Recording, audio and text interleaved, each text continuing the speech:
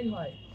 ইদানিং আমরা দেখতে পাচ্ছি ভোটার লিস্ট চেক করে যে একই নামে একই এপিক নাম্বারে দুটো করে নামের সঙ্গে ধরেন যে এখানকার একটার সঙ্গে হয়তো রাজস্থানের কোনো একটা লোকের নাম দিয়ে দিয়েছে, একই এপিক। পাড়ায় পাড়ায় বসে আমরা দেখার চেষ্টা করছি এবং ইনস্ট্রাকশন দিচ্ছি আমাদের তৃণমূলের যারা কর্মীরা আছে, তারা এপিক নাম্বারে দুটো নাম বেরোচ্ছে, তাহলে আমরা অফিসিয়াল ওটা কমপ্লেন করব। কারণ আজকে ধরেন যে একটা আমার এপিক নাম্বার, দুটো যদি নাম বেরিয়ে গেল, আপনার অরিজিনাল নাম থাকলো আর একটা, বুঝতে পেরেছেন কথাটা? কারণ এটা হয় না, যদিও ইলেকশন কমিশন বলছে যে এটা ভুল নয়, কিন্তু কোনোদিন হয় না। তাহলে এপিক নাম্বার দিবে কেন? কোড নাম্বার দিবে। এপিক নাম্বার মানেই হচ্ছে যাদের ঠিক আছে তাদের ঠিক আছে, আর যাদের ঠিক নাই, আপনার একটা আইডেন্টিটির বিষয়, আপনার নাগরিকত্বর বিষয়। এবং কথাটা বলে গেলে ওই জন্যই আমরা আজকে আপনাদের কাছে এসেছি।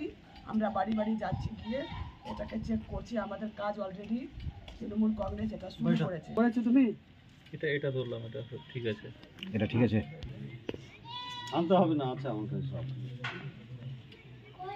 এটা একটা করো, WB/07/498/105 যেগুলো সংশোধন হয়েছে কিনা নতুন, সেগুলো বেশি।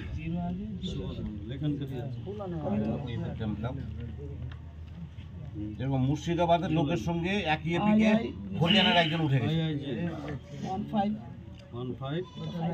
এই জন্য এপিক নম্বরগুলো। আজকে 52 মাথাবাড়ির বিধায়ক তথা মন্ত্রী সাবিনা ইয়াসমিন রদবাড়ি অঞ্চলের উত্তর মন্ত্র বুথে এসেছে, যেটা ভুতুরে ভোটার নিয়ে যেটা সমস্যা চলছে, সেই সমস্যা নিয়ে তিনি গ্রামের মধ্যে বসে, মাটিতে বসে মিটিং করছেন এবং বাড়ি বাড়ি গিয়ে ভোটারদের এপিক কার্ড চেক করছেন, যাতে কোনো ভুতুরে ভোটার এই বুথে না থাকে, তার জন্য সচেতন করতে এসেছেন। কেমন লাগছে এই যে ভুতুরে ভোটার নিয়ে যেভাবে ঘটছে, দেখছেন? এটা আমরা সমস্যায় ভুগছি, কারণ আমার নামে যদি অন্য কারো নাম থাকে তা আমরা সমস্যায় ভুগবো। দেখা গেল আমি তখন ভারতের নাগরিক নাই, এই সমস্যায় আমরা বর্তমানে ভুগছি।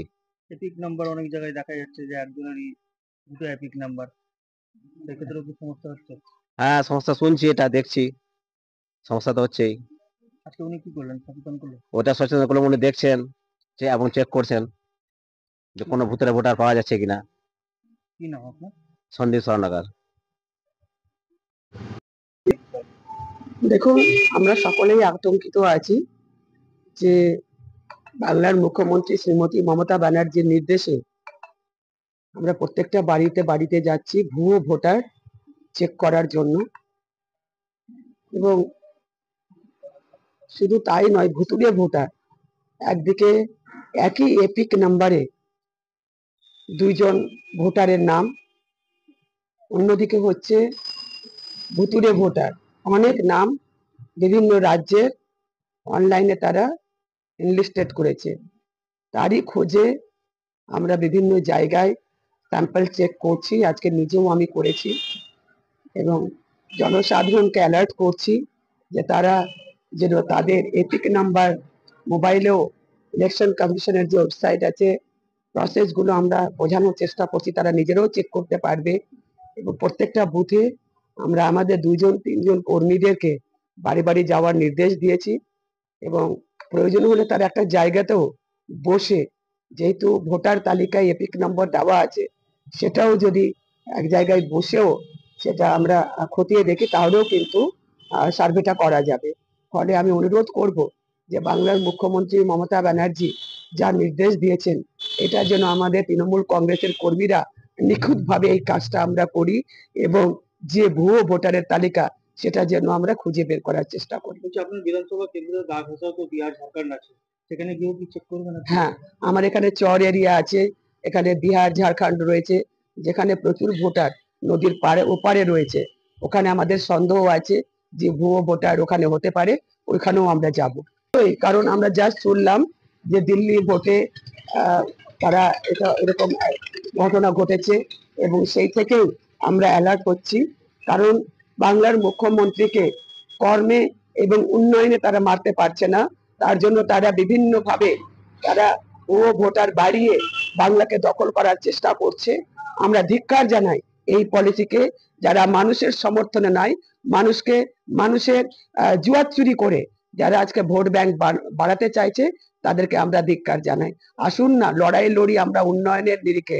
আপনারাও প্রচার করুন উন্নয়ন নিয়ে, আমরাও প্রচার করব। মানুষের সাথে মানুষের পাশে থেকে আমরা ভোটের লড়াই লড়ি।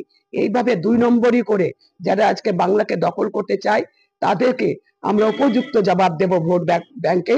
এবং আমরা তৃণমূল কংগ্রেস কর্মীরা আমরা তৈরি আছি, দিদির নির্দেশে আমরা বাড়ি বাড়ি গিয়ে আমরা এটাকে সার্ভে করছি, এবং কোনো প্রকার তাদের কেন্দ্রীয় সরকারের যে উদ্দেশ্য, বিজেপির যে উদ্দেশ্য, সেই উদ্দেশ্য আমরা সফল হতে দেব না।